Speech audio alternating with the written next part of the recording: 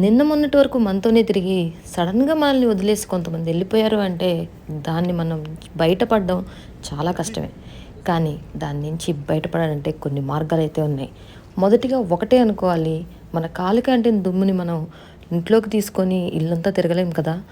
కాళ్ళు కడుక్కొని శుభ్రం చేసుకొని ఇంట్లో ప్రశాంతంగా పడుకుంటేనే నిద్ర పడుతుంది. లేదు అంటే మనకి రోగాలు వస్తాయి. సో ఇవి అంతే, మన బాధని లోపలికి తీసుకొని వాటన్నిటి గురించి చెత్త గురించి ఆలోచిస్తే పాడైపోతాం. సో దాన్ని బయటే వదిలేసేయాలి, కడిగేసి లోపల ఉండాలి. ఇదంతా ఇంత వణుకుతూ ఎందుకు చెప్తున్నా అనుకుంటున్నారా? చలి ఆ రకంగా ఉండి చంపేస్తుంది, గాలి విపరీతంగా వస్తుంది. అసలు ఇంకా యూఎస్లో జనవరి ఫిబ్రవరిలో చెప్పే పనే లేదు ఏ రకంగా చల్లగాలులు వస్తాయో. కంటిన్యూషన్గా హీటర్ వేసుకొని ఇంట్లోనే కూర్చున్నా కూడా మొత్తం డ్రై అయిపోతాం అనమాట. బాడీ మొత్తం హెయిర్ దగ్గర నుంచి స్కిన్, నోస్ అంతా పాడైపోతుంది. సమ్మర్లో ఎంత ఏసీ వేసుకునైనా ఉండొచ్చు, కానీ వింటర్లో హీటర్లు కంటిన్యూషన్గా ఆడిస్తూ ఉండలేము. ఎందుకో కొంచెం కష్టం అనిపిస్తుంది.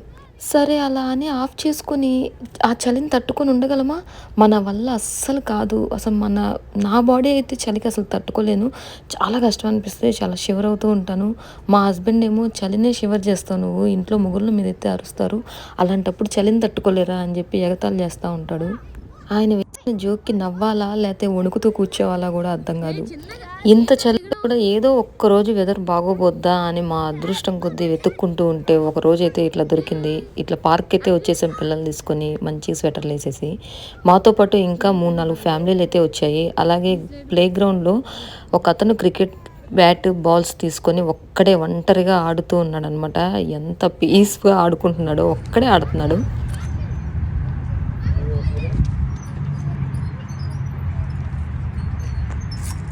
ఏడు అడిపోయిందా?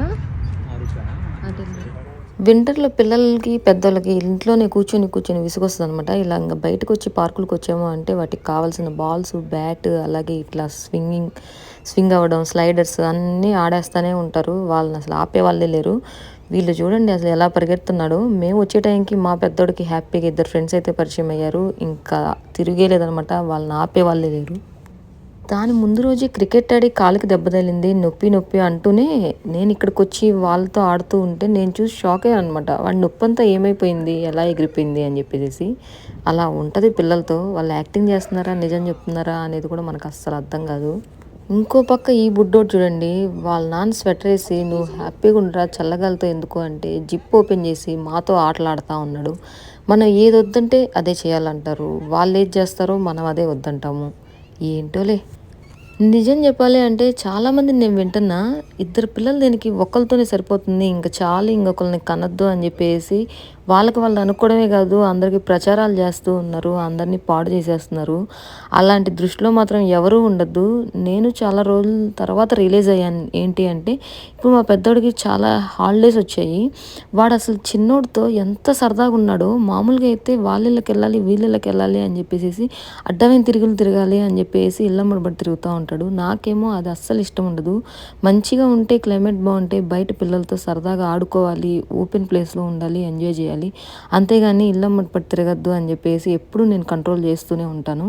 అలాంటిది ఇప్పుడు చిన్నోడు ఇంకొంచెం పెద్ద అయ్యి వాడికి అన్నీ తెలిసి గ్రో అయిన తర్వాత ఇద్దరు ఆడుకోవడం, సరదాగా ఉండడం, ఇంట్లో అసలుకి వాడికి ఉన్న టైంపాస్, వాడు చేసే ఎంటర్టైన్మెంట్ చాలా బాగుంది. ఎవరైనా సరే ఇలాంటి మాటలు చెప్తే ఎవరు వినొద్దు. పెంచడం కష్టమే కాదని నేను అన్ను, కానీ మనం ఏం చేయట్లేదు కదా. ఎట్లాగూ ఏదైనా వర్క్ చేసే వాళ్ళకి చాలా ఇబ్బంది, కానీ వర్క్ చేసే వాళ్ళకి పేరెంట్స్ కానీ అత్తమామలు కానీ వచ్చి హెల్ప్ చేస్తూనే ఉన్నారు. సో మీరు అలా అభిప్రాయాల్లో ఉండి మీరుంటే ఉన్నారు, ఎదుటి వ్యక్తిని కూడా అలా పాడు చేయొద్దు అనేది అయితే నా ఒపీనియన్ అనమాట. చూడండి, ఆ రోజు విండ్ వస్తుందనే కానీ మరీ కూలింగ్ ఎక్కువగా లేదనమాట, మంచిగా ఉంది.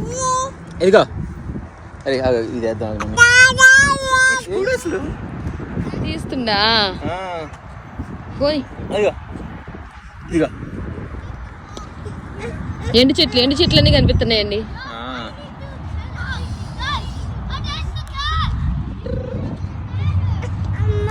అదిగో అమ్మా,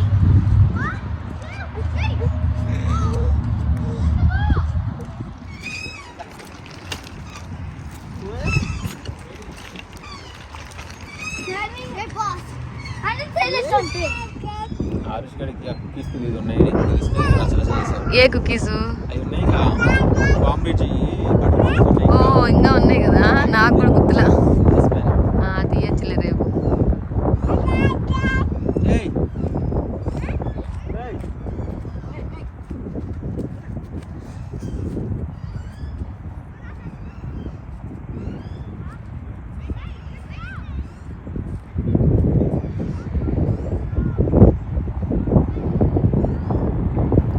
పిల్లలందరూ ఒక దగ్గర చేరి ఆ పెద్ద బాల్తో ఆడినంతసేపు ఫుట్బాల్ ఆడారు. ఆడిన తర్వాత ఒక దగ్గర నించొని ప్లాన్ చేస్తున్నారనమాట. మనం కూడా ఏదైనా గేమ్ ఆడదాం, లేదంటే అదిగో అతను బాల్స్ బ్యాట్ తీసుకొని ఒక్కడే ఆడుతున్నాడు కదా, మనం కూడా క్రికెట్ ఆడదాం అని చెప్పేసి. మా పెద్దోడు ఇంక ఊరుకుంటాడా, వాళ్ళు ఇంకా పెద్ద అవుతున్నారు, వాళ్ళకి అన్నీ గుర్తుంటాయి. ఇంక వీడు చెప్తున్నాడు అనమాట, మా కార్ డిక్కీలో బ్యాటు బాల్ ఉన్నాయి, మనం కూడా వెళ్ళి తెచ్చుకొని ఆడదాం అని చెప్పేసి. ఇందా చెప్పాను కదా, ఇతనే ఒక్కడే వచ్చాడు, బాగా ప్రాక్టీస్ చేస్తున్నాడు. ఎన్ని బాల్స్ తెచ్చుకున్నాడు, ఏదో అటు నుంచి వస్తే ఇట్లా కొట్టాలా, ఇటు నుంచి వస్తే అటు కొట్టాలా అని చేసుకుని బ్యాటింగ్ చేస్తాడు, బౌలింగ్ చేసుకుంటాడు. ఒక్కడే ఏదేదో చేస్తూ ఉన్నాడు అనమాట. ఇంక ఇప్పుడు నేనున్నాగా, మన వాళ్ళని తీసుకొని ఆ డిక్కీలో బ్యాటు బాల్ తీసుకొచ్చి వాళ్ళని ఆడిపియాలి. వీడేం చేశాడు, వీడు ఆడు వాళ్ళిద్దరికి ఇచ్చేసాడు అనమాట బ్యాట్ని బాల్ని. ఇంకా వీడేం చేశాడు, ఆడి నించొని చూస్తూ ఉన్నాడు. షేరింగ్ ఈజ్ కేరింగ్ అని చెప్పి తమ్ముడితో షేర్ చేసుకోవాలి. బయట వాళ్ళతోనేమో వాడు ఇచ్చేసి మెల్లకుండా నించున్నాడు. వాళ్ళతోనే కదా వీడు ఆడాల్సింది, మాతో ఆడతాడు. కానీ మాతో ఆడితే వాళ్ళు ఎలాగా, పిల్లలతో ఆడితేనే వాళ్ళకి వస్తుంది మంచిగా. పరిగెత్తాలి అసలు. ఈడు చూడు ఆరేష్, దా దా రా. అవునా, స్ట్రాలర్ కూడా పట్టకొస్తే పోయేది. స్ట్రాలర్